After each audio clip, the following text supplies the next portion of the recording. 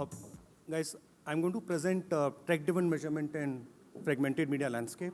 So I'll start with something which we all agree on, right? Media touchpoints have evolved. It started from newspapers to radio, then television, desktop to mobile. Time spent on media has increased considerably. Customers switching media more frequently. Hence, engagement, as we saw in the last session also is talked about, is more important. And the sub-media touchpoints have also started emerging. So effectively, the media is getting more fragmented than ever. Consumer focus is getting scattered. And hence, media from, let's say, a single touchpoint from a newspaper standpoint has evolved considerably. Customer is switching media more frequently. Hence, engagement, as we saw in the last session also is talked about, is more important. And the sub-media touchpoints have also started emerging. So effectively, the media is getting more fragmented than ever. It started with survey. So when it was newspaper, it started with a basic survey. Then TV panel came in, and we had smart meters measuring what the people were watching on TV. Then, of course, digital came into the foray, and first-party data, sensors, SDKs, MEDs, all those evolutions started coming in. And then there is next frontier is the CTV, which is still getting evolved, by the way. CTV measurement is still open, but yeah, we'll get there someday. But measurement has taken its steady pace with the media evolution. Next slide. While it has evolved, the measurement has evolved from a media standpoint, it is still siloed, right? There are still walled gardens. Mobile measurement does not factor into CTV measurement, and TV still sits separately from digital measurement. The result, we have a very non-holistic, incomplete reach measurement from that standpoint. So while we are getting siloed measurement, we are drowning in data, we don't have a one unified reach measurement that we all crave for. Next slide. Yeah, which effectively is restricting the true picture of media spend. It's actually creating a measurement maze. Too much of data, but still siloed and not connecting and talking to each other. And therefore, and of course, on top of it, it's an inconsistent measurement methodologies. Different metrics, someone is using CPM, someone is using reach. So there are different kind of methodologies around it. Along with it, there's no slide change, right? yeah. And then there is lack of single truth for deduplicate, and that's what I've been talking about. No single view of your campaign or content is there. And by the way, same is true for campaign as well as content, as we heard in the previous session also. Right. So in the hindsight, measurement doesn't have a unified niche, needs to evolve. And effectively, in my view, solution that covers all the touch points. And by the way, as I said, it's true for both campaign and content. Hence, of course, it doesn't stop at a unified measurement. Campaign measurement also needs data in real time because digitally you can optimize it better. Has to be under one report because then you can compare with each other, goes beyond reach and impressions. And from a content perspective, it needs to add metadata, behavior on influencers, like we also heard in the last discussion, and links content and digital behavior, including content to e-com, which was deliberated quite a bit in the last session. Now, given the challenges, how does Nielsen enable those kind of measurement? To start with, on the left-hand side, this is primarily the objective of what the industry demands. Effectively, it wants an easy measure which provides the value of the ad spend with a holistic view across platforms to optimize and maximize ROI, right? On the right-hand side, this is what the entire stack of offerings that Nielsen delivers to fulfill this objective. By the way, it starts with reach and frequency, which is unduplicated, but then goes into engagement, attention, brand perception, and then sales and ROI. So effectively, it doesn't stop at giving X million people watched your campaign. It double-clicks into stating what was your brand lift from that campaign, what was the brand perceptions, and what was the sales lift and ROI that you can get out of it. How do we enable that? Basic is the reach and frequency impression measurement at a deduplicated across all platforms level. What we do is, Nielsen has a 3-screen measurement called N1 ads, Nielsen 1 ads, which delivers deduplicated cross-media ads measurement for across mobile, computer, and CTV in one space. So it starts with very basic demographics, which is age and gender, layers them with metrics like impressions, deduplicated reach, frequency, and audience on target, and then measures it across computer, mobile, CTV, and publishers at a census level. It's not a panel-based approach.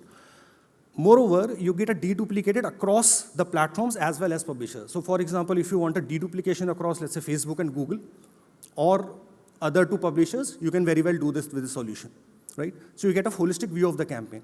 You have 4 or 5 campaigns running through the year. You can run this and deduplicate across those 4 or 5 campaigns throughout the year. So at a census level. So from that sense, it gives a deduplication and a one unified view of your parent brand as well as core brand. The delivery also happens on the next day. So in case you want to optimize the campaign looking at it, you can do it immediately as well.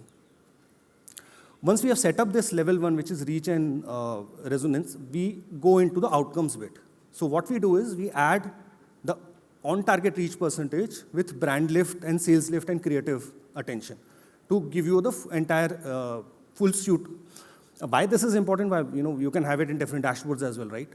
But what it does is, once you get an OTR, which is on-target percentage, you can link it back to the brand lift. So for example, you see that your mails has a lesser OTR. But when you look at the brand lift, the mail showed a very high brand lift. So in that sense, you can connect the dots and say, boss, if the mail OTR was higher, my campaign would have been performed much better. So you can connect the dots in one go under one dashboard. And hence, under one roof, you're not only getting on-target percentages across all publishers as well as mediums, you're getting average reach, frequency, demo efficiency rate, as well as brand lift metrics and creative attention all under one roof. Right? Of course, the product doesn't stand, it needs to evolve from that standpoint. And I personally would like to add these 2 capabilities to make it more robust. The first thing is Nielsen Advanced Audiences. You would have heard in the previous session where they said one gentleman was buying, let's say, baby cots, and the brands were following him. So brand needs those targeting variables to target them effectively. We need to have a measure from a third-party perspective, that whether those guys were accurately targeted or not. While the guys can come back to you saying, oh, I reached out to all the car-buying individuals. Were they rightfully targeted or not? That's something Nielsen is aiming to do through advanced audiences. Then there is cross-media measurement, which I would want to integrate TV data with digital data. Cross-media is the talk of the town, and we would want to converge that someday. Coming to content, what Nielsen does is it has a confluence panel, which completely and passively user-level data on mobile. What it does is, whatever a person does on the mobile, the Nielsen captures passively in the backend without knowing the news. So there's no bias there, there's no survey, there's no question that's getting asked. It then marries it with of course, because it's timestamp-wise, it has all the engagement details like views, time spent, number of sessions. You get the content understanding, which includes movies, originals, and we can do an in-app analysis also of all the top players of OTT, which is Z5, Sony Live, Netflix, right? So you can marry content with what the person is doing on app. So for example, he saw an ad on JioHotstar, whether he went there and opened an Amazon app or not, we can tell you that, right? Apart from that, there is metadata that gets levered onto content, which is genre, AVOD, SVOD, original versus TV, which gets into media planning as well as your content strategy as well. Of course, it's a big data because it's a timestamp data at a panel. The data is huge. And there can be X to infinity cases that the data can be used. I've just listed 3 of it, where you can start with content performance, user segmentation, and cross-platform behavior. Right? These are the 3 key use cases that the brands use this data for. Of course, enhancement is still there. Our current mobile panel is only user. We plan to make it rural, add more content nodes like Facebook and Insta, and get category insights from e-com like Amazon. As I said, while we know a person has watched the content and went to Amazon, we would like to understand what he does within the Amazon as well. So that's the next frontier for us. And then there is CTV panel. Because CTV is growing, we also want to draw an attribution of if a person has watched an ad on CTV, what does he do on mobile? So for example, if he watches an ad of car on CTV, does he go on mobile and check on car? And with a direct linkage to attribution with overlap of mobile panel as well as CTV panel. So that's the next enhancement that we are gunning for. Third is into category-specific analysis, which goes into behavioral measurement and links, again, the content to the category behavior and purchase intent. I think that's all I have for now. Thanks.